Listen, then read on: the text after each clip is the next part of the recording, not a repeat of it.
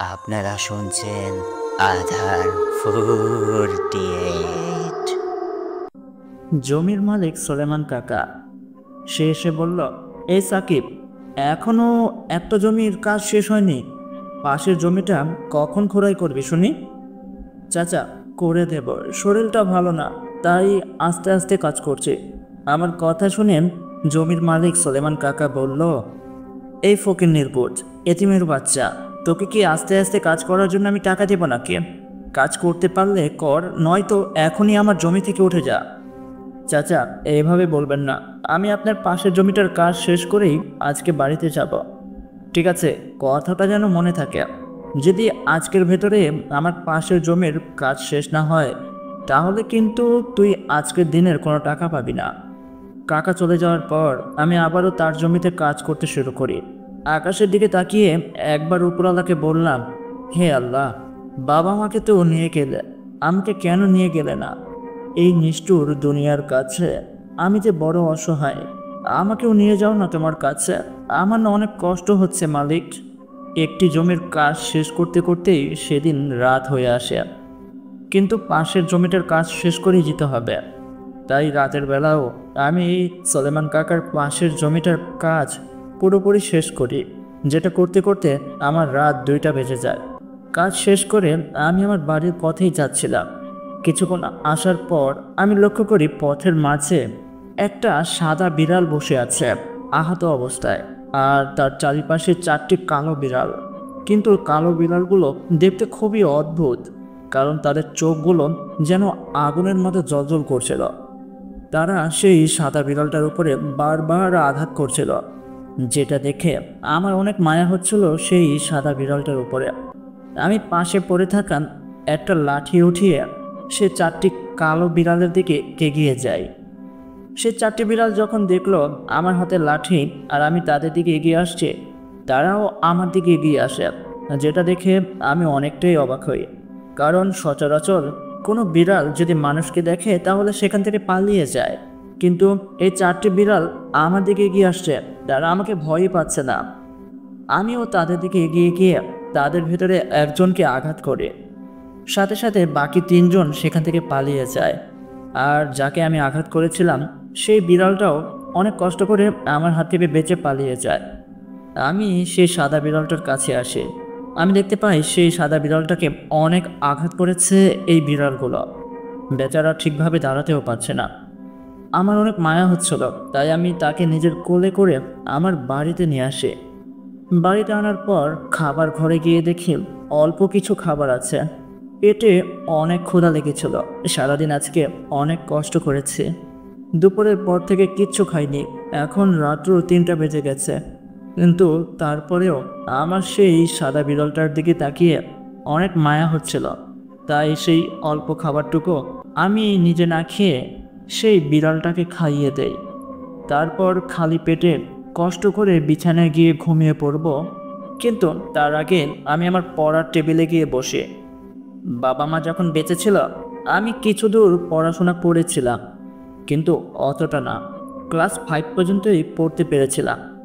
আমি কবিতা লিখতে অনেক ভালোবাসতাম। আমি প্রতিদিন কাজ থেকে বাড়িতে ফিরে ডায়েরিতে একটা করে কবিতা লিখে রাখতাম। সেদিনও আমি একটা কবিতা লিখি। আমি লিখছিলাম, দুঃখ আমার আপন খুবই, সুখ হলো পর, নিজের কাছে একা আমি, সবার কাছে পর। আপন বলতে কাপন এখন, নিজের বলতে কিছুই নেই। কবিতাটা লিখে আমি খালি পেটেই ঘুমিয়ে পড়ি। পরের দিন ঘুম থেকে উঠে আমি দেখতে পাই আমার পড়ার টেবিলের ওপরে আমার ডায়েরিটার পাশে একটা খাবারের প্যাকেট রাখা। আমি ঘুম থেকে উঠে টেবিলের কাছে যাই। আমি দেখতে পাই একটা প্যাকেটটা খোলার পর আমি দেখি সেই খাবারের প্যাকেটের ভেতরে অনেকগুলো বিরিয়ানি। এটা দেখে আমি ভাবতে থাকি এই বিরিয়ানিগুলো আবার কে রান্না করে এখানে দিয়ে গেল। তখনই আমার নজরে পড়ে আমার ডায়েরির একটা নতুন পৃষ্ঠারে কেউ একজন কিছু একটা লিখে রেখেছে। সেখানে লেখা ছিল, আপনাকে অনেক ধন্যবাদ। আপনি যদি গতকাল রাতে আমাকে সেসব খারাপ 4টি শয়তানের হাত থেকে না বাঁচাতেন, তাহলে বোধহয় আমি মরেই যেতাম। আপনি এত ভালো কেন বলেন তো? আপনি নিজে না খেয়ে আমার জন্য খাবারটুকু দিয়ে দিলেন। এই খাবারটা আপনার জন্য, আপনাকে উপহার দিলাম। না খেয়ে থাকবেন না, দয়া করে খেয়ে নেবেন। আর হ্যাঁ, আপনি কিন্তু খুব সুন্দর কবিতা লিখতে পারেন। আপনার কবিতা পড়ে আমার অনেক ভালো লেগেছে। এই নিষ্ঠুর দুনিয়ায় এখন আপনি একা না, আপনার পাশে আমি আছি। এই লেখাগুলো কে লিখেছেন আমি জানি না, সে কী করে আমার ঘরে এলো সেটাও আমি জানি না। তবে আমার পেটে অনেক ক্ষুধা ছিল, তাই আমি সেই বিরিয়ানির প্যাকেটটা খুলে খেতে শুরু করি। খাবার পর আমি কাজের জন্য বের হয়ে যাই। আর গতকাল রাতের কথা ভাবছিলাম, আমি তো গতকাল শুধু একটা বিড়ালকে রক্ষা করেছিলাম, আর সেই বিড়ালটাকেই আমি নিজে না খেয়ে তাকে খাইয়েছিলাম। তাহলে কি সেই বিড়ালটাই আমার জন্য এসব লিখে গেছে, খাবার দিয়ে গেছে? দূত, কি ভাবছে এসব? একটা বিড়াল কিভাবে মানুষের মতো খাতার ভেতরে লিখতে পারে? এটা তো সম্ভব না। কাজের খোঁজে বের হলাম। আমাদের গ্রামের মাতবর সাহেব তার বাড়িতে আমাকে ডাকে।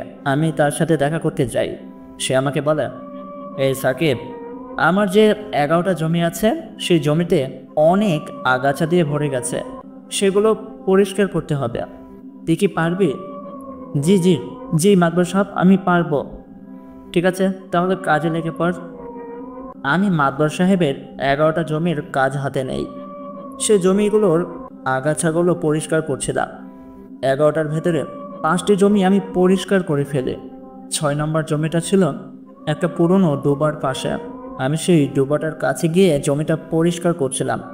হঠাৎ করে আমি কিছু একটার উপরে পা রাখি, সাথে সাথে সেই জিনিসটা ঘুরে এসে আমার পায়ে একটা কামড় বসিয়ে দেয়।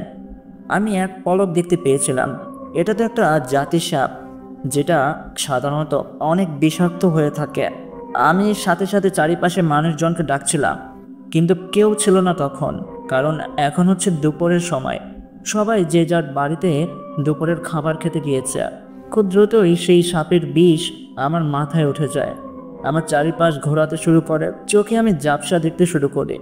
আমি মাথা ঘুরিয়ে সে জমির পাশে থাকা পুকুরের ভিতরে পড়ে যাই।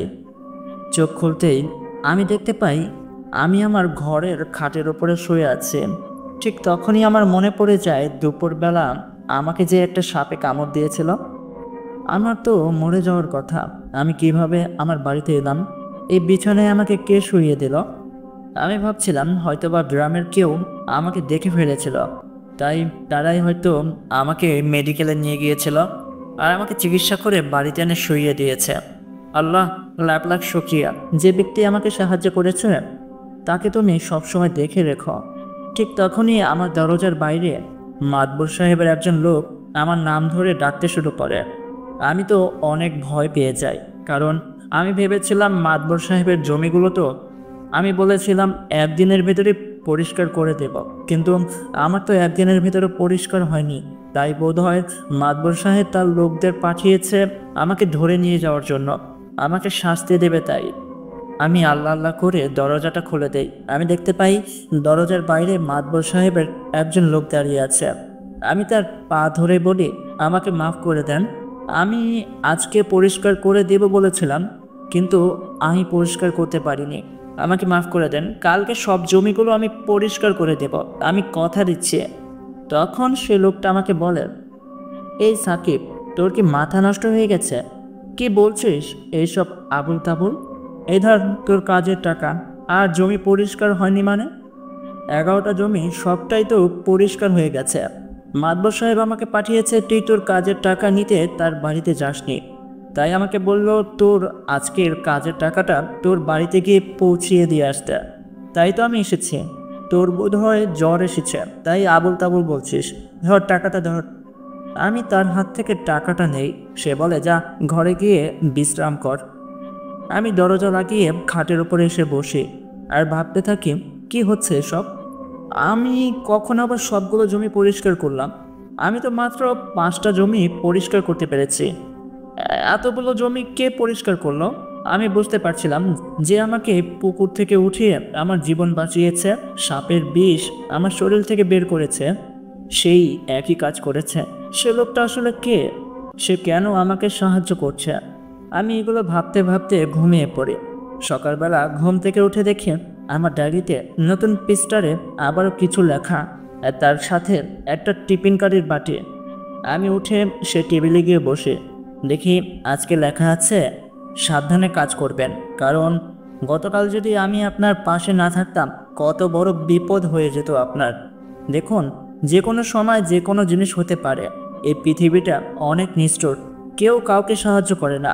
আপনি মরে গেলে কারো কিছু হবে না, কিন্তু আমার অনেক কিছু হবে, কারণ এই পৃথিবীতে ভালো মানুষের সংখ্যা এমনিতেই অনেক কম। এখন যদি আপনিও মারা যান তাহলে তো আরও কমে যাবে ভালো মানুষ। তাই বলছি, যখন কাজ করবেন সাবধানে কাজ করবেন। আর আপনার জন্য সকালের নাস্তাটা রেখে গেলাম, দয়া করে নাস্তাটা করে নেবেন। আমি তখন সেই টিফিন বাটিটা হাতে নেই আর সেটাকে খুলে দেখি তার ভিতরে 3টি আটার রুটি, হালুয়া আর আলু ভাজে, তার সাথে একটা ডিম ভাজি। আমি ভাবছিলাম কে করছে এসব, আমার ঘরে সে কি করে আসে? আমি তো দরজা লাগিয়ে ঘুমাই। যাই হোক না কেন, সে অনেক ভালো, কারণ সে আমার জীবন বাঁচিয়েছে। সে না থাকলে হয়তো আমি সেই সাপের বিষে মারা যেতাম। সে আর যাই হোক, আমার কোনো ক্ষতি করতে চায় না, কিন্তু আমি যে তাকে দেখতে চাই। কেন সে আমাকে এত সাহায্য করছে? সেদিন আমি কাজে চলে যাই। সারাদিন কাজ করে আমি যখন বাড়িতে আসি রান্না করার জন্য, আমি দেখি আমার ঘরে এখন কিচ্ছু নেই, শুধু কিছু চাল আছে আর আলু আর 2টা পেঁয়াজ। তাছাড়া ঘরে আর কিচ্ছু নেই। বাজার যে করব, আমার টাকা নেই হাতে। আমি তো জানতামই না ঘরের সব কিছু শেষ হয়ে গেছে। এখন কি খাবো? সারাদিন এত কষ্ট করলাম, না খেয়ে ঘুমিয়ে যাব আজকেও। ভাবলাম ভাত বসিয়ে দেই আর আলু সিদ্ধ করে সেটাকে ভর্তা করে খেয়ে ফেলে কিছুটা একটা খেতে হবে। আমি যখন সব কিছু নিয়ে আমার রান্নাঘরে যাই, আমি দেখতে পাই রান্নাঘরের একটা পাতিলার ভেতরে অনেক বড় একটা চিতল মাছ। এটা দেখে তো আমি অবাক হয়ে আশেপাশে তাকাই। ইমা, এত বড় একটা চিতল মাছ কে আমার রান্নাঘরে রেখে গেল? তখন আমি ভাবছিলাম এটা আবার সেই মানুষটা না তো, যে আমাকে লুকিয়ে লুকিয়ে সাহায্য করে? সেই হবে, তাছাড়া আর কে হবে? কিন্তু সে আমাকে সাহায্য করে কেন? তার সাথে আমার কী সম্পর্ক? যাই হোক, আমি মাছটা রান্না করি, যেহেতু আমার জন্য রেখে গেছে। অনেকদিন পর মাছ দিয়ে ভাত খাচ্ছিলাম। আমি আমার ঘর থেকে একটা প্লেটে কিছু ভাত আর কিছু তরকারি নিয়ে আমাদের রান্নাঘরে রেখে আসে। আমার বিশ্বাস, যে আমাকে সাহায্য করে সে এটা খাবে। আমি আবারও আমার ঘরে এসে ঘুমিয়ে পড়ি। পরের দিন ঘুম থেকে উঠে আমি সাথে সাথে চলে যাই আমার পড়ার টেবিলে, কারণ আমি জানি প্রতি রাতের মতো আজও সে এসেছিল আর আমার জন্য কিছু না কিছু লিখে গেছে। আমি দেখি ডায়েরির মাঝে লেখা আছে, আমি তো বিশ্বাস করতে পারি না যে একটা পুরুষ মানুষ এত সুন্দর করে রান্না করতে পারে। আপনার রান্না করা খাবার আমি খেয়েছি, খুব মজা হয়েছে। আপনি মাঝে মাঝে আমাকে রান্না করে খাওয়াবেন। আমি ভাবছিলাম এই মানুষটা কে, কিন্তু তার প্রতি আমার একটা অদ্ভুত ভালোবাসা দিনে দিনে সৃষ্টি হচ্ছিল। আসলে আমাদের কখনো সামনাসামনি দেখা হয়নি, আমরা প্রতিদিন এভাবেই ডায়েরির মাঝে কথা বলতাম। আমার সারাদিনের কথা আমি রাতের বেলায় তার জন্য লিখে গেতাম, আর সকালে ঘুম থেকে উঠে দেখতাম সে আমার কথাগুলোর উত্তর দিয়েছে আর আমার জন্য কিছু প্রশ্ন করে গেছে। আমার যখন যেটা দরকার হতো আমি ঘুম থেকে উঠে দেখতাম আমার টেবিলেই রাখা আছে। কিন্তু দিনে দিনে তাকে দেখার ইচ্ছে আমার আরও বাড়ছিল। আমি জানতে চাচ্ছিলাম আসলে সে কে। এখন আমি যখন সকালবেলা কাজে যাই, আমি বাড়ি থেকে বের হওয়ার আগে অদৃশ্য কাউকে বলে চাই, আমি কাজে যাচ্ছি, সাবধানে কাজ করব, আমার জন্য চিন্তা করবেন না। আমি জানি না এই কথাগুলো আমি কাকে বলি, কিন্তু আমার মনে হয় যে আমার উপরে নজর রাখে সে অবশ্যই আমার এসব কথাগুলো শুনতে পায়। এটা আমার বিশ্বাস, সে আশেপাশেই আছে। এভাবেই একটি মাস কেটে যায়। আমি একদিন রাতের বেলায় আমার ডায়েরিতে লিখি, আমি জানি না আপনি কে, আপনার সাথে প্রতিদিন আমার এভাবেই কথা হয়। আপনি তো আমাকে দেখতে পান, আমাকে দূর থেকে দেখেন, হয়তোবা আপনি আমার এই গ্রামেরই কেউ, আমাকে সাহায্য করতে চান। আপনি মেয়ে না ছেলে আমি সেটাও জানি না, কিন্তু আপনার কথাবার্তাগুলো মেয়েদের মতো, তাই আমি ধরে নিচ্ছি আপনি একজন মেয়ে। আমি আপনার সাথে দেখা করতে চাই। আসলে বাবা মা মরে যাওয়ার পর আপনার মতো করে আমাকে আর কেউ এত খেয়াল রাখেনি, কেউ আমাকে এত সাহায্য করেনি। তাছাড়া সেদিন যদি আপনি আমার জীবন না বাঁচাতেন তাহলে আমি সাপের কামড়ে মারা যেতাম। তাই আপনার ঋণ আমি কখনো শোধ করতে পারবো না। সামনাসামনি আপনাকে একটা ধন্যবাদ দিতে চাই, তাই আমি চাই আপনি আমার সাথে দেখা করতে আসুন, আমাকে দেখা দেন। এগুলো লিখে আমি আবার আমার বিছানায় গিয়ে ঘুমিয়ে পড়ি। পরের দিন ঘুম থেকে উঠে আমি বিছানায় উঠে বসে ভাবছিলাম ডায়েরির কাছে যাব। সে কি আমার এইসব কথার উত্তর দিয়েছে? সে কি আমার সাথে দেখা করবে, নাকি ডায়েরিতে লেখা আছে যে সে আমার সাথে আর কখনোই দেখা করবে না? ভয়ে ভয়ে আমি আমার পড়ার টেবিলে এসে বসি আর ডায়েরিটা খুলে দেখি সেখানে লেখা, দেখুন, আমি আপনাকে সব সময় দেখি, দিনে রাতে সব সময়। আমি চাই না আপনার কোনো বিপদ হোক। আমি যদি আপনাকে দেখা দিই, আপনি আমাকে দেখে ভয় পেতে পারেন, কারণ আমি দেখতে অনেক ভয়ানক। তাছাড়া আমি মানুষ জগতের কেউ না। এখনও কি আপনি আমাকে দেখতে চান? যদি দেখতে চান তাহলে আজ রাতে আপনার বাড়ির পেছনে পুকুর পাড়ে এসে আমাকে দেখতে পারেন। আমি পুকুর ঘাটে আপনার জন্য অপেক্ষা করব। কিন্তু আমি বলে রাখছি, আমাকে দেখে আপনি ভয় পেতে পারেন, তাই আমাকে না দেখাটাই আপনার বোধ হয় উত্তম হবে। আমি বুঝতে পারছিলাম না সে কি আমার সাথে মজা করছে, নাকি আসলে সে অদৃশ্য জগতের কেউ। যাই হোক না কেন, আমি যাব, কারণ সে তো আমার কোনো ক্ষতি করবে না। সে আমার জীবন বাঁচিয়েছে, আমি তার কাছে কৃতজ্ঞ। আর সে যদি অদৃশ্য জগতের কেউ হয়, হবে তাতে কি? সে তো আমার কোনো ক্ষতি করছে না, কারণ যে আমাকে এত সাহায্য করেছে, এত সুন্দর সুন্দর কথা লিখতে পারে, সে আর যাই হোক ভয়ানক হতে পারে না, এটা আমার বিশ্বাস। সারাদিন কাজ করে বাড়িতে ফিরতে ফিরতে রাত 9টা বেজে যায়। আমি সাথে সাথে বাড়িতে না ঢুকে বাড়ির পেছনে আমার পুকুর ঘাটের দিকে আগাই। আমি যখন আমার বাড়ির পেছনের পুকুর ঘাটে আসি, আমি দেখতে পাই আমার ঘাটে একটা মেয়ে বসে আছে, যাকে আমি সামনে থেকে দেখতে পাচ্ছিলাম না, কারণ সে অপর পাশে ঘুরে বসে আছিল। সে খুব সুন্দর একটা লাল রঙের শাড়ি পরে বসে আছে, যেটা দেখে আমি কিছুটা ভয় পাই, কারণ ছোট থেকে দাদু দিদা অনেকের মুখে শুনেছি রাতের বেলায় ভূত, পেট, জিন এগুলো মানুষের ক্ষতি করার জন্য সুন্দরী মহিলাদের রূপ ধরে বসে থাকে আর সুযোগ বুঝে তাদের ক্ষতি করে।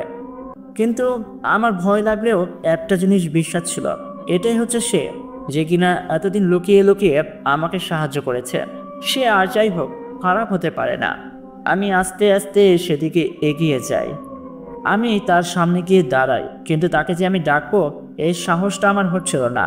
সে যদি কিছু মনে করে বা হট করে আমি যদি একটা ভয়ানক চেহারা দেখে ফেলি। আমি জানি না সে কি করে বুঝলো আমি তার কাছে এসেছি। সে আমার দিকে না তাকিয়েই আমাকে বলে, তাহলে আপনি সিদ্ধান্ত নিলেন যে আপনি আমাকে দেখবেন? আমিও বলি, হ্যাঁ, আমি আপনাকে দেখতে চাই। কে আপনি? কেন আমাকে এত সাহায্য করেন? তখন সে বলে, আমি হচ্ছি সে যাকে আপনি বাঁচিয়েছিলেন সেদিন ওই 4টি নরখাদক জিনেদের হাত থেকে। আমি বলি, আপনি কোন রাতের কথা বলছেন বলেন তো? তখন সে আমাকে বলে, আমি সেদিন রাতের কথা বলছি। আপনি যে একটা সাদা বিড়ালকে বাঁচিয়েছিলেন মনে আছে? 4টি কালো বিড়ালের হাত থেকে। আমি বলি, হ্যাঁ মনে আছে তো, কিন্তু সেই ঘটনার সাথে আপনার কি যোগাযোগ আছে আমি ঠিক বুঝতে পারছি না। তখন সে মেয়েটি আমাকে বলে, আমি হচ্ছি সেই সাদা বিড়ালটা যাকে আপনি বাড়িতে নিয়ে এসেছিলেন, যার সেবা করে সুস্থ করেছিলেন, নিজে না খেয়ে তাকে খাইয়েছিলেন। আমি বলি, আপনি কি আমার সাথে মজা করছেন? সে বলে, মোটেও না।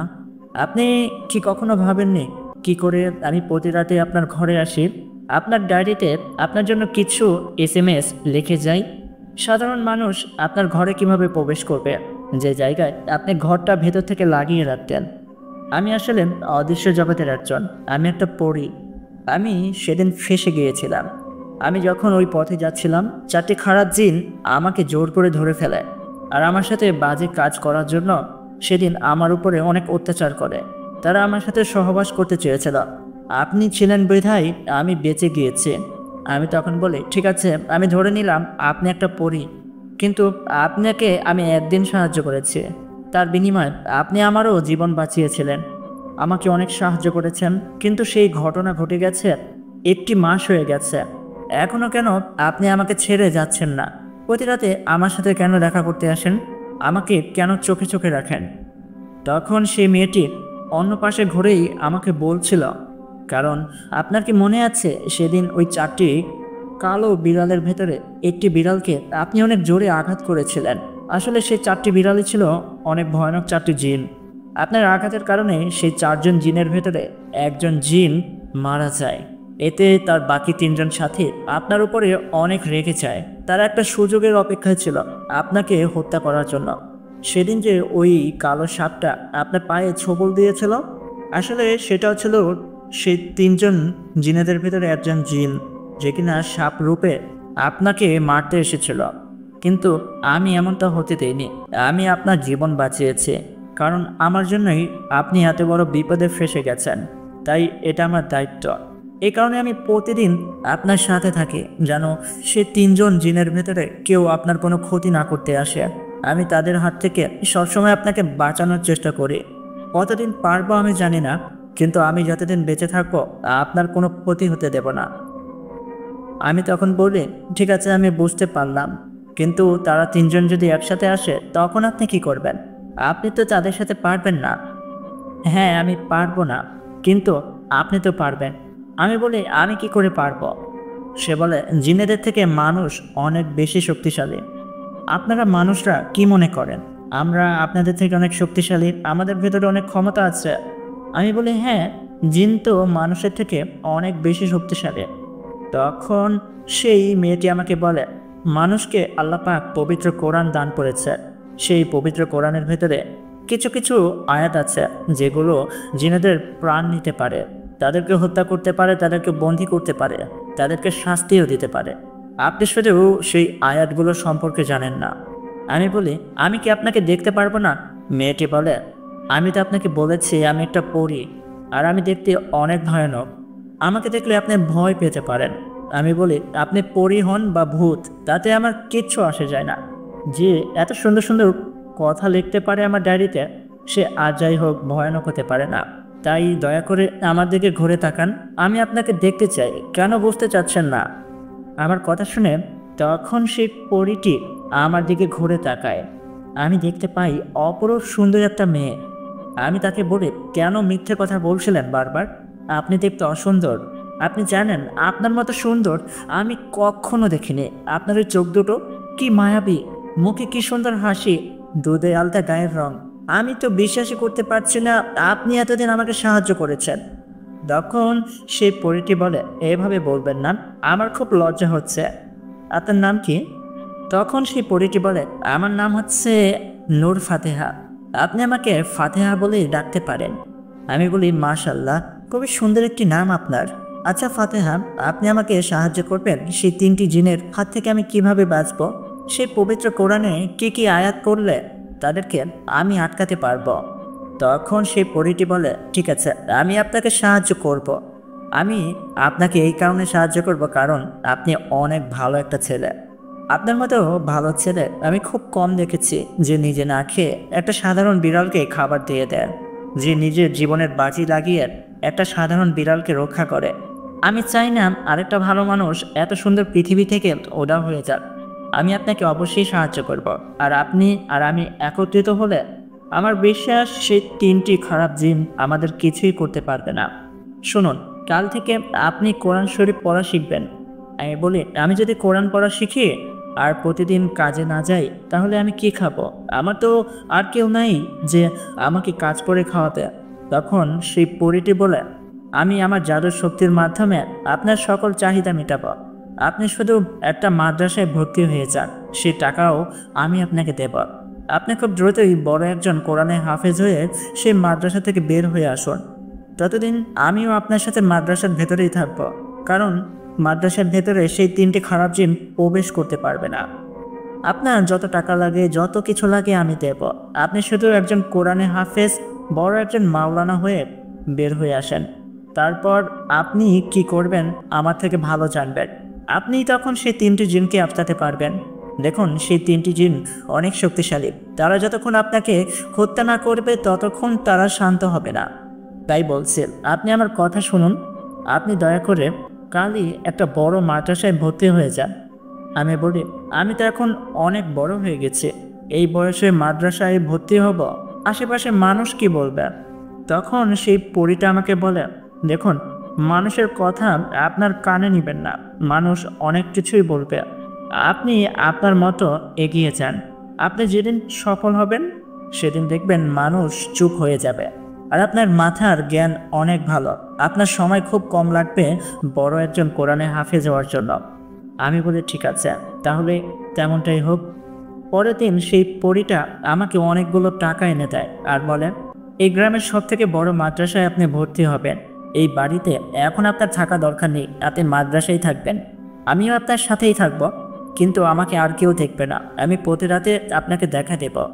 আমি পরীটার কথা মতন আমাদের গ্রামের অনেক বড় একটা মাদ্রাসায় গিয়ে হাজির হই। আর সেই মাদ্রাসার প্রধান শিক্ষকের কাছে গিয়ে বলে, আমি এই মাদ্রাসায় পড়াশোনা করতে চাই। আমার মুখে এই কথা শুনে শিক্ষক অনেক অবাক হয়। বলে, তোমার বয়স 18 বছরের উপরে, আর এখন তুমি বাচ্চাদের সাথে প্রথম থেকে আবার পড়া শুরু করবে? আমি বলি, হ্যাঁ, পড়াশোনার তো কোনো বয়স হয় না। আর আমি কোরআন থেকে জ্ঞান অর্জন করতে চাই, আল্লাহর পথে হাঁটতে চাই। আপনি দয়া করে আমাকে সাহায্য করুন। আমার মুখে এই কথা শুনে প্রধান শিক্ষক বলে, মাশাল্লাহ, তোমার কথাবার্তাগুলো আমার অনেক ভালো লেগেছে। ঠিক আছে, তোমার যেহেতু কোনো আপত্তি নেই, আজকে থেকে তুমি এখানে থেকেই পড়াশোনা করতে পারো। সেদিন থেকে আমি সেই মাদ্রাসায় থেকে পড়াশোনা শুরু করি। প্রতি রাতে সেই পরীটা আমার সাথে দেখা করতে আসে। সে আমাকে বলে, আমিও এখান থেকে বের হতে পারছি না। দেখো, তুমি তাড়াতাড়ি পড়াশোনা শেষ করো। তুমি যেদিন বড় মাওলানা হয়ে যাবে, জ্ঞান অর্জন করতে পারবে, সেদিন আমি আর তুমি একসাথেই মাদ্রাসা থেকে বের হব। আমার বাবা মা আমাকে কতদিন ধরে দেখে না, আমিও তাদেরকে দেখতে পাই না। আমি তখন বলি, কেন, আপনি যান না, আপনার পরিবারের সাথে দেখা করে আসেন।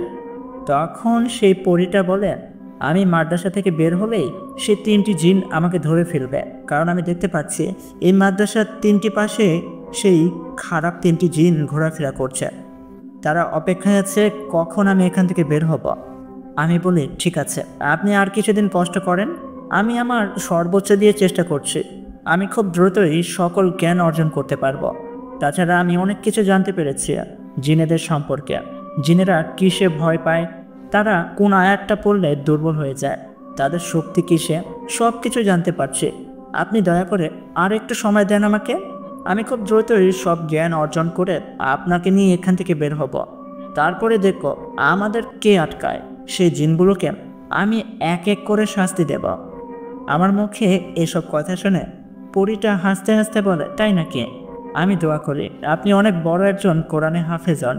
তার 1টি বছর পর আমি পড়াশোনা শেষ করি। অন্য বাচ্চাদের 3 থেকে 4 বছর লাগে, কিন্তু আমার 1 বছরেই সকল জ্ঞান অর্জন হয়ে যায়। সবটাই উপরওয়ালার অসীম রহমত। আমি জ্ঞান অর্জন করে সেদিন রাতে আমার প্রধান শিক্ষকের ঘরে যাই। সে সবসময় আমাকে তার ছেলের মতো করেই আদর করেছে। এই 2টি বছর সে আমাকে প্রতিনিয়ত সাপোর্ট করেছে। আমাকে বলেছে, তুমি তোমার সর্বোচ্চ দিয়ে চেষ্টা করছো, আমি আমার সর্বোচ্চ জ্ঞান তোমাকে দান করব। আমি তার কাছে গিয়ে বলি, ওস্তাদ, আপনাকে একটা কথা বলতে চাই, যদি কিছু মনে না করতেন। তখন সে বলে, হ্যাঁ বলো না, কে বলতে চাও? আমি আমতা আমতা করছিলাম। আমার এভাবে এই অবস্থায় দেখে ওস্তাদ বলে, সাকিব, তুমি ঘাবড়িও না, তুমি কি বলতে চাও আমাকে বলো বাবা। আমি তো তোমার বাবারই মতো, আমাকে কি তোমার বিশ্বাস হয় না? আমি তখন তাকে বলি, ওস্তাদ, আমার সাথে একটা পরী আছে। আপনাকে যে প্রতি মাসে মাসে এখানে থাকার জন্য আমি টাকা দিই, সেই টাকার ব্যবস্থা সেই পরীটাই আমাকে করে দেয়। আমি ওস্তাদকে সব কিছু খুলে বলি, সেদিন রাতের কথা, যা যা ঘটেছে সব কিছু। সবটা শুনে আমার ওস্তাদ আমাকে বলে, দেখো, অদৃশ্য জগৎ হচ্ছে মানুষদের চোখের আড়ালে একটা অনেক বড় জগৎ।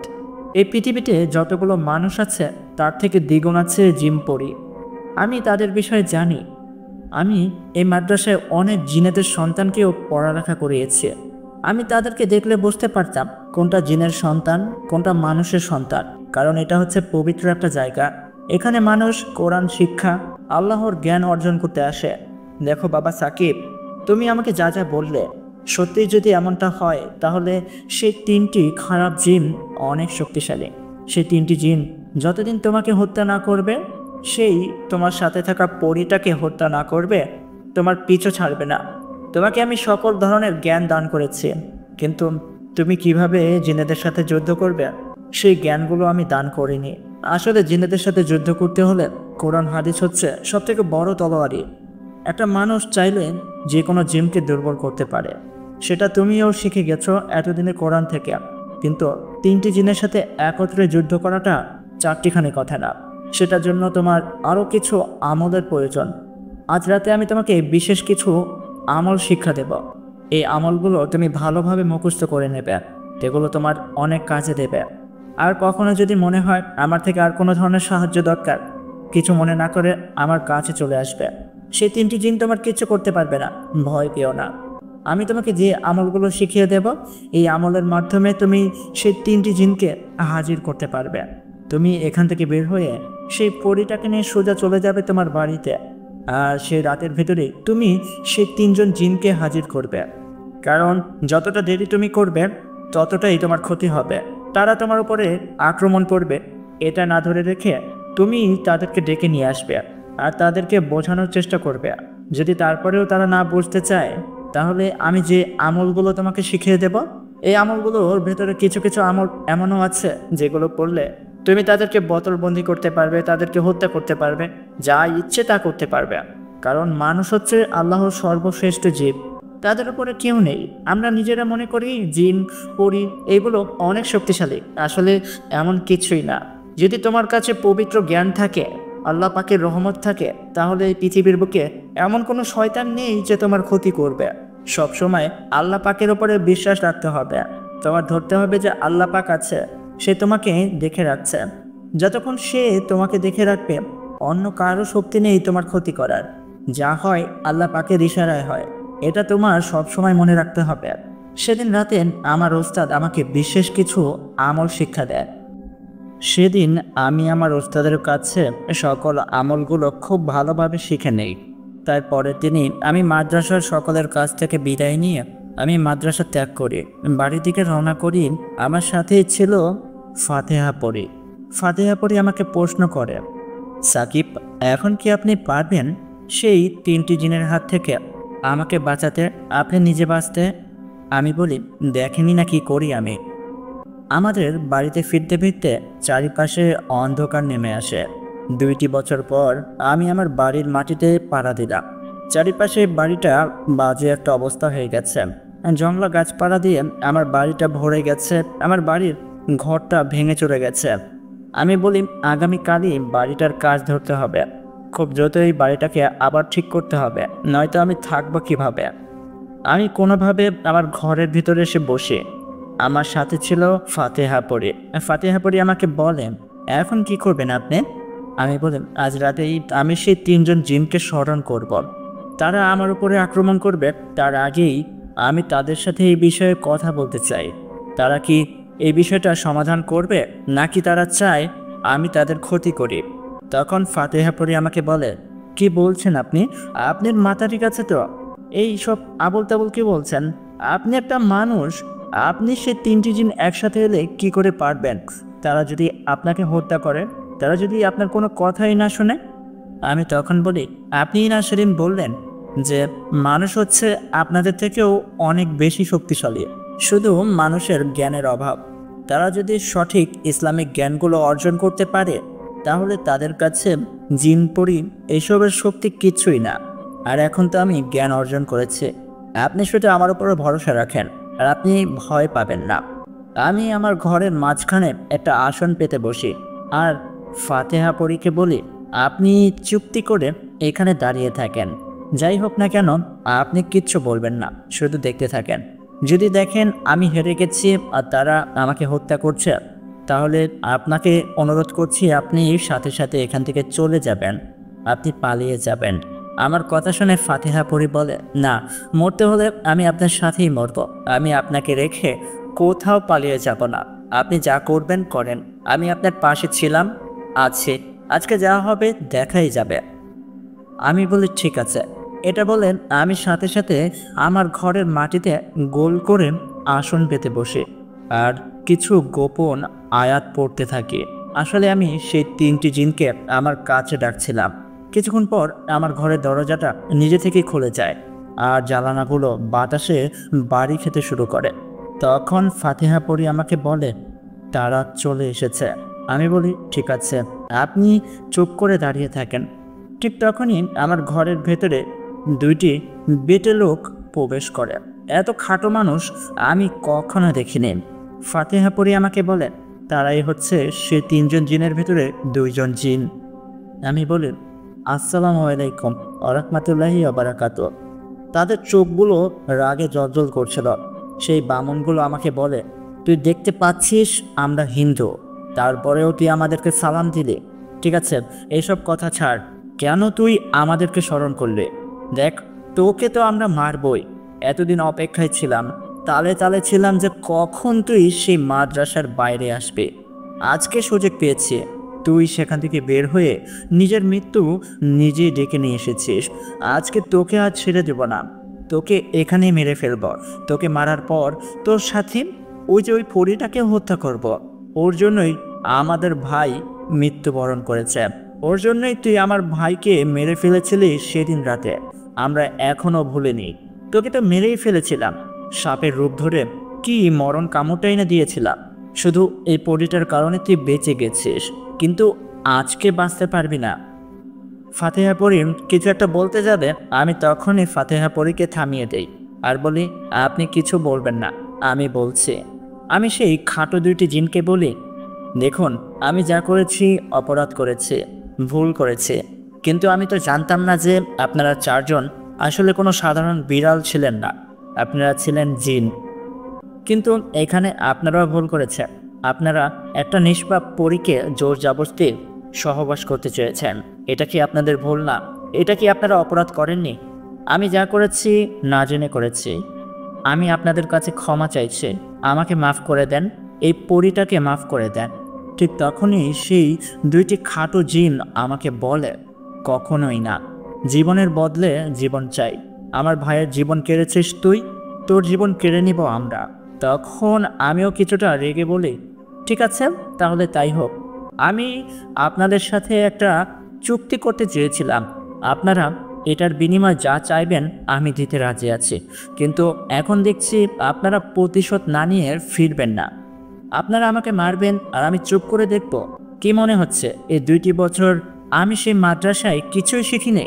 আমি কি আপনাদের আটকাতে পারবো না? দেখুন, এখন আমি কি করি, আমি কিছু গোপন আয়াত পড়তে শুরু করি, যেটা আমাকে ওস্তাদ গতকাল রাতে শিখিয়েছিল।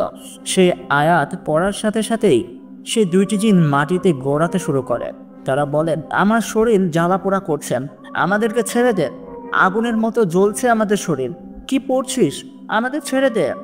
আমি বলি, এখন তো মাত্র শুরু করলাম, আপনারা কি এখনও আমার উপরে প্রতিশোধ নিতে চান? তারা বলে, হ্যাঁ, আমরা এখনও তোর উপরে প্রতিশোধ নিতে চাই। আমি বলি, ও আচ্ছা।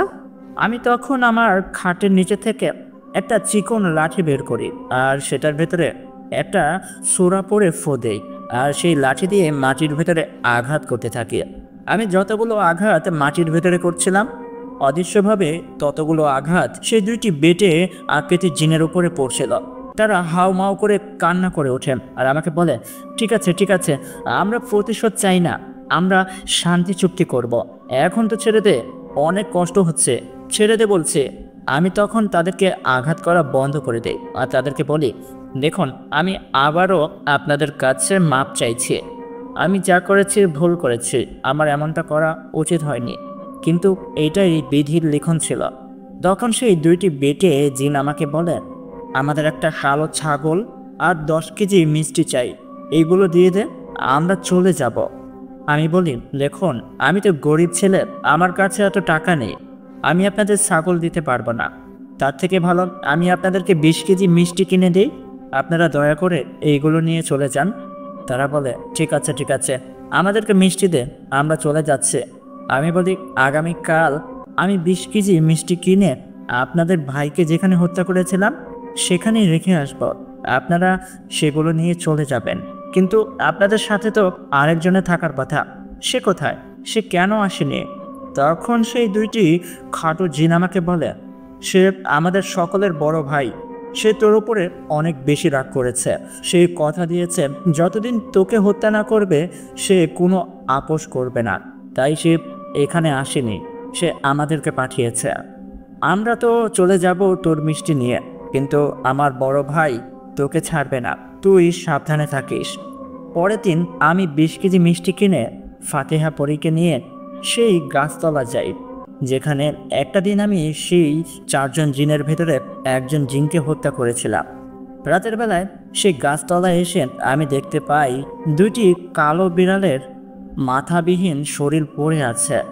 এটা দেখে আমি তো অবাক হয়ে যাই। তখন ফাতেহা পরী আমাকে বলে, এই 2টি বিড়াল না, এই 2টি হচ্ছে সেই জিন যারা গতকাল রাতে আমাদের সাথে শান্তি চুক্তি করেছিল। তার ভাই তাদেরকে হত্যা করেছে। আসলে তার ভাই আপনার উপরে প্রতিশোধ না নিয়ে থামবে না।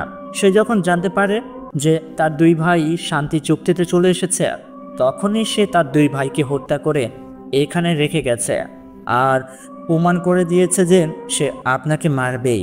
চলুন, এখানে থাকাটা আমাদের বোধ হয় ঠিক হবে না, আমরা এখনই এখান থেকে চলে যাই। আমি আমার বাড়িতে চলে আসি। ফাতেহা পরী বলে, এখন আমরা কি করব?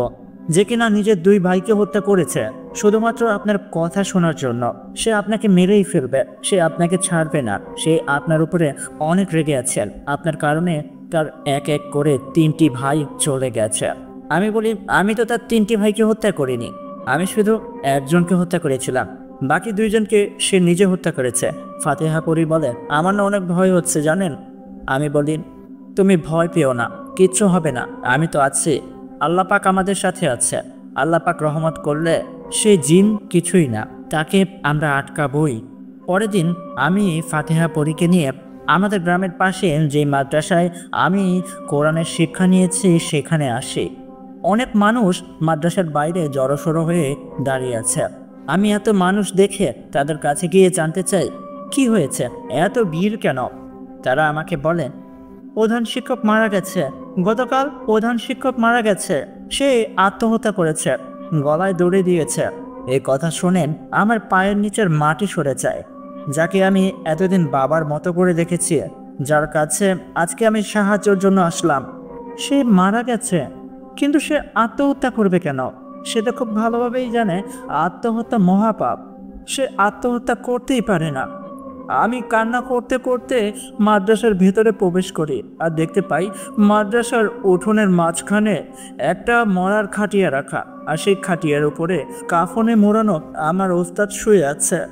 আমি কান্না করতে করতে সেখানে গিয়ে বসে পড়ি, হাউমাউ করে কান্না করছিলাম আর তাকে বলছিলাম, আপনি এমনটা কেন করলেন? আপনি তো আমাকে শিখিয়েছিলেন। আর যাই হোক, কখনো আত্মহত্যা করবে না সাকিব, আত্মহত্যা মহাপাপ। আপনি কেন করলেন এমনটা? ওস্তাদ, আপনাকে বলতে হবে, আপনি কেন করলেন, কেন করলেন এমনটা? বলেন বলেন ওস্তাদ।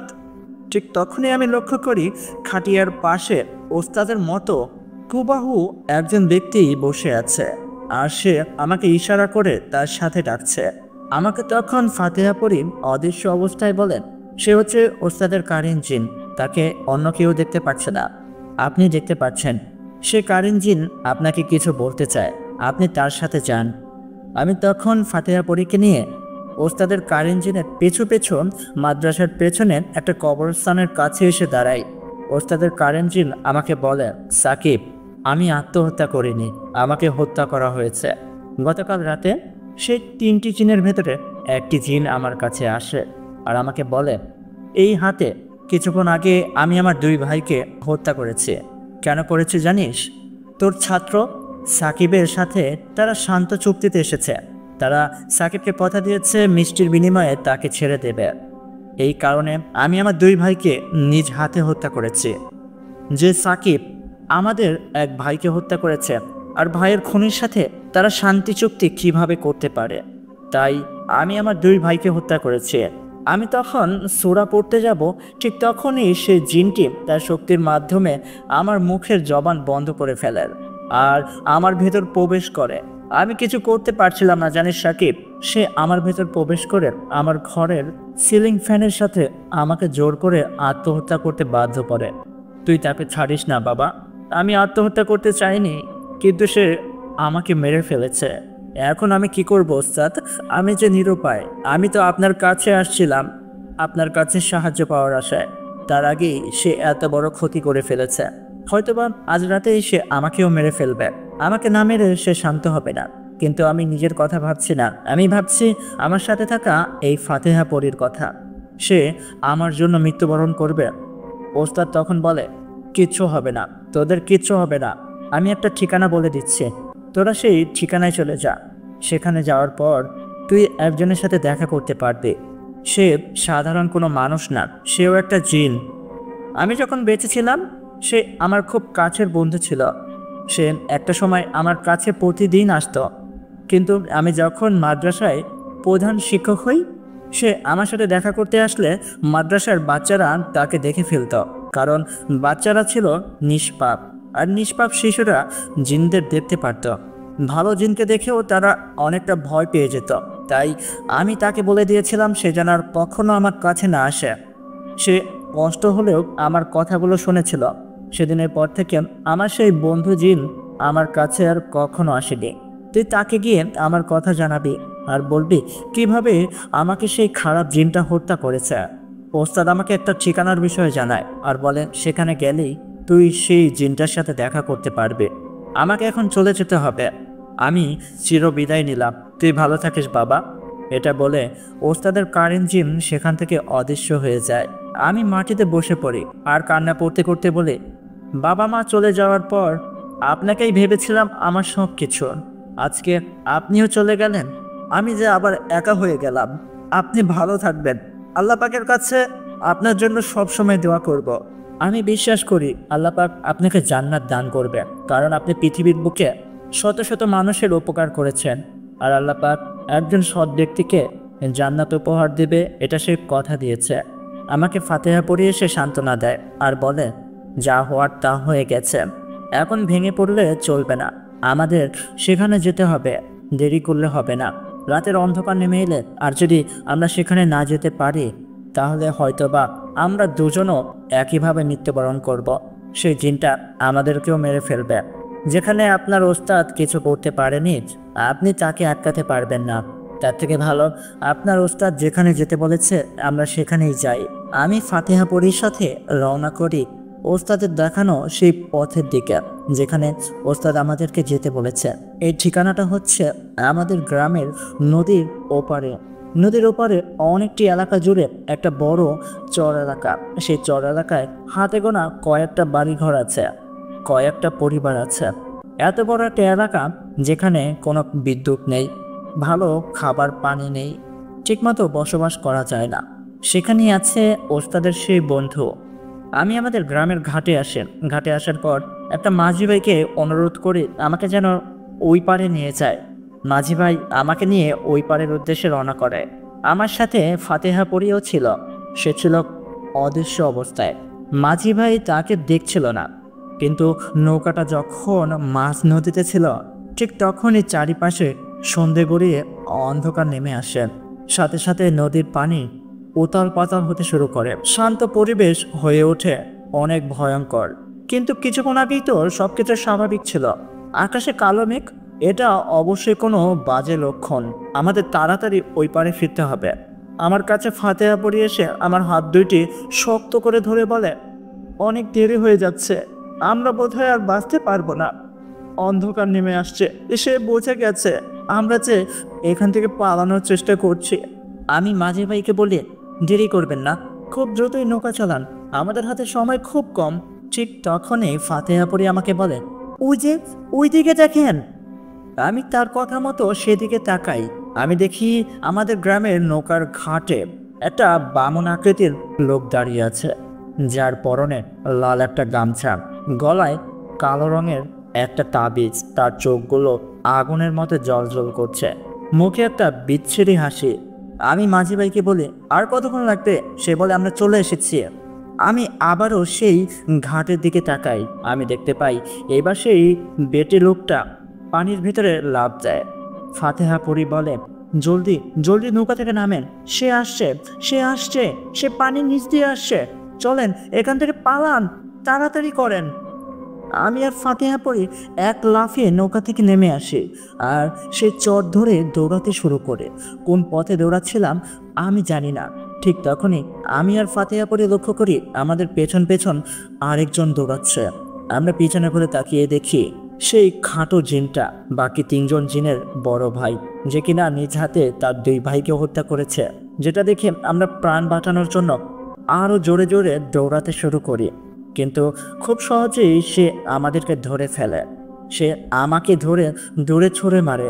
ফাতিহা পড়িয়ে তাকে আটকানোর চেষ্টা করলে সে তার গলা চেপে ধরে আর বলে, তুই আমার কাছে কিচ্ছু না, এই নিজ হাতে 2 ভাইকে হত্যা করেছে, আর তুই আমাকে আটকাতে চাস? তুই খুব ভালো করেই জানিস আমি কি করতে পারি, তাই বলছি এইসব বিষয় থেকে তুই দূরে থাকলেই ভালো হবে।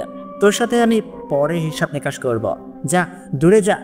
এটা বলে সে ফাতিহা পরীকে দূরে ছুঁড়ে মারে। ফাতিহা পরী উঠে দাঁড়ায়, আবারও যখন আমার কাছে আসতে চায়, ঠিক তখনই সেই বেটে জিনটা ফাতিহা পরীকে একটা খাঁচার ভেতরে বন্দি করে ফেলে আর বলে, তুই আমার শক্তির কাছে কিচ্ছু না রে, তুই ওইখানে থাক, আমি এই মানুষের সন্তানটাকে আগে হত্যা করি, তারপরে তোকে কি করব দেখতেছি। এটা বলে সেই খাটো জিনটা আমার দিকে এগিয়ে আসতে শুরু করে। সে আমার কাছে এসে বলে, কি ভুল করেছিলাম? শুধুমাত্র সেই পরীটার সাথে সহবাস করতে চেয়েছিলাম, তাই তো? এই কারণে তুই আমার প্রথম ভাইকে হত্যা করলি, আর দ্বিতীয় ভাইকে বশীকরণ করলি, তাদেরকে তুই তোর বশে নিয়ে এসেছিলি। তাই নিজ হাতে আমার 2 ভাইকেও হত্যা করলাম শুধুমাত্র তোর জন্য। তোকে তো আমি মেরে ফেলবই। এটা বলে সেই বামন আকৃতি জিনটা আমার দিকে এগিয়ে আসে। আমি আয়াত পড়তে চেষ্টা করি, সাথে সাথে সেই খাটো জিনটা তার শক্তি ব্যবহার করে ওস্তাদের মতোই আমার জবান বন্ধ করে ফেলে। আমি কিছু বলতে পারছিলাম না, আমি নিরুপায় ছিলাম।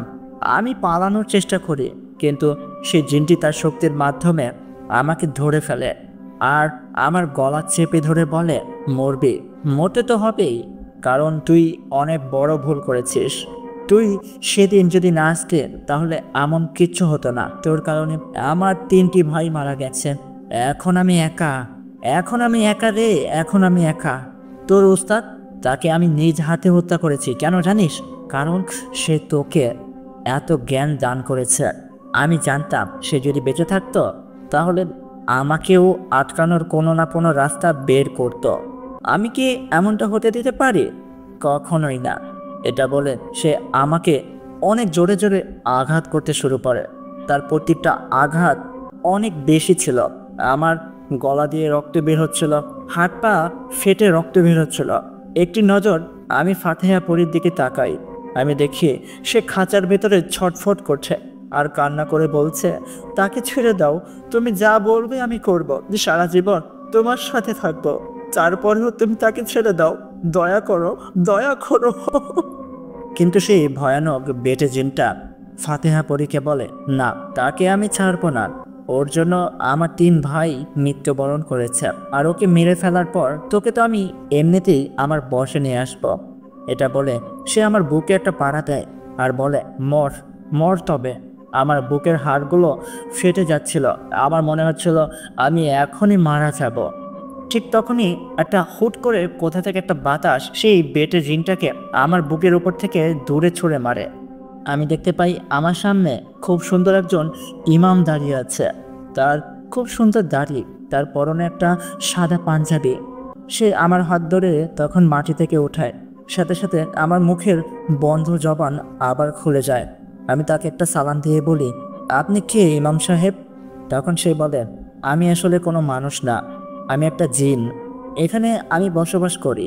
তোমরা এখানে কি করে এলে? আর ওই শয়তান তোমাদের পেছনে কেন এলো? সে কেন তোমাদের মারতে চায়? আমি খুব তাড়াতাড়ি তাকে বলি, আপনার বন্ধু মনে আছে? ওস্তাদের নাম বলতেই সে বলে, কি হয়েছে তার? কি হয়েছে বলো, কি হয়েছে? আমি বলি, সে আর নেই। ওই ওই বেটে জিনটা তাকে হত্যা করেছে, আর এখন আমাদেরকে হত্যা করতে চাচ্ছে। এটা শুনে সেই ইমামরূপী ভালো জিনটা অনেকটাই রেগে যায়। তার চোখগুলো নীল রঙের হয়ে যায়, যেন তার শরীর থেকে একটা আগুন বের হচ্ছে। সে আমাকে বলে, তুমি দূরে গিয়ে দাঁড়াও। এটা বলে সে সেই বেটে জিনটার দিকে এগিয়ে যায় আর বলে, তুই তুই হ্যাঁ, তুই আমার আমার বন্ধুকে হত্যা করলি কেন রে? কি করেছিল সে তুই জানিস? শুনে মাত্র তার একটা কথায় আমি তার থেকে দূরে চলে এসেছিলাম, কিন্তু আমি সব সময় তাকে ভালোবাসি।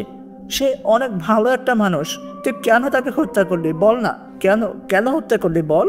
বেটে জিনটা বলে, ছাড় আমাকে, আমি তাকে হত্যা করেছি কারণ এই ছেলেটার জন্য আমি আমার প্রতিশোধ নিয়েছি।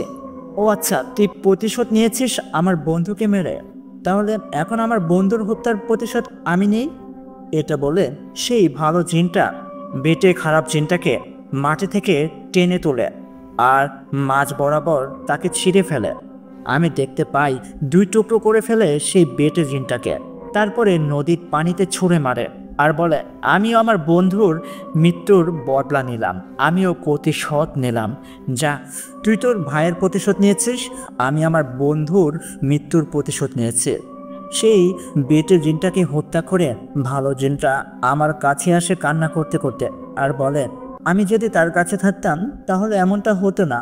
কিন্তু সে নিজেই আমাকে বলেছিল জানো, আমি যেন মাদ্রাসায় আর কখনো না আসি। আমি তখন সেই ভালো জিনটাকে সান্ত্বনা দিয়ে বলি, সে আমার বাবার মতো ছিল, সে আমাকে অনেক আদর করতো জানেন। সে আমাকে বুঝতেই দিত না যে আমার বাবা মা এই পৃথিবীতে নেই। সে আমাকে সকল জ্ঞান দান করেছিল। আমি আর বেঁচে থাকতে চাই না এই পৃথিবীতে। কার জন্য বাঁচব, কিসের জন্য বাঁচব? তার থেকে ভালো আপনি আমাকেও মেরে ফেলেন, দয়া করেন মেরে ফেলেন আমাকে।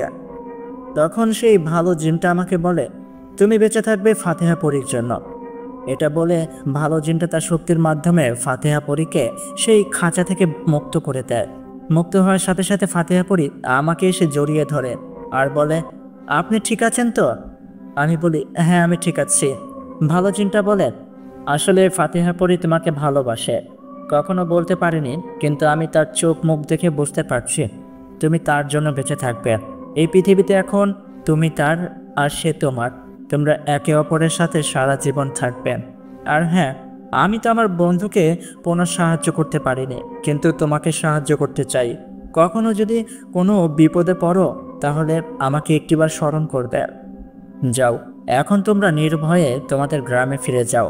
আমি তখন সেই ভালো জিনটাকে একটা সালাম দিয়ে ফাতেহা পরীর সাথে সেখান থেকে আমাদের গ্রামে চলে আসে। গ্রামে আসার পর ফাতেহা পরী আমাকে বলে, সেই ভালো জিনটা তো আপনাকে সাহায্য করতে চেয়েছে, আর তাছাড়া আমিও এখন আপনার সাথে আছি। এখন আপনি অনেক বড় একজন কোরআনে হাফেজ, আপনি অদৃশ্য জগতের বিরুদ্ধে যুদ্ধ করতে পারেন।